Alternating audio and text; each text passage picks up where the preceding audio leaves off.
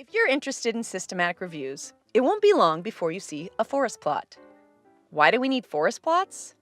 Let's say you study headaches and you want to know which medication is more effective, the drug most doctors recommend or a newer drug. To answer that question using a systematic review, you look at thickets and thickets of research and narrow that research down to the most relevant studies. Now what?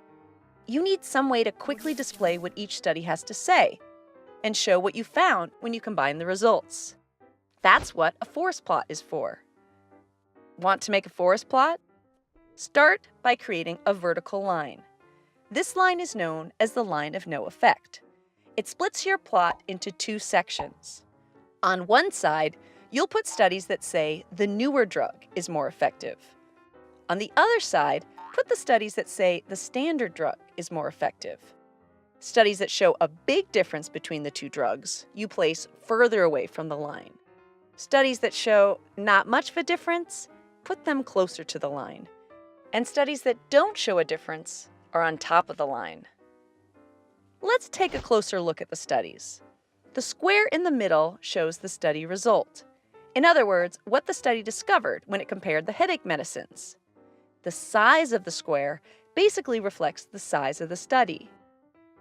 But how sure are we about these study results? That's why we need this line. It's called the confidence interval. The longer the line, the more unsure the researchers were about the difference between the two drugs. That's why a forest plot is so useful. You can take studies that have uncertain results and put them together to form a story.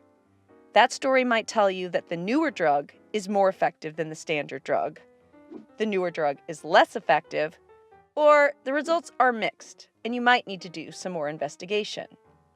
Whatever the story is, you can get a good sense of what the studies have to say just by looking at a forest plot. But for a more precise idea, you'll need to summarize the results, or do what's known as a meta-analysis. How do you do that? It involves calculations, which we won't get into right now. But a simple explanation is you average the studies, giving a bigger weight to the bigger studies, to create a weighted average that tells you which drug is more effective. At least according to the studies you found. And that's how you use a forest plot. So now, when you see something like this, don't panic. Just start with the trees, and eventually, you'll see the forest.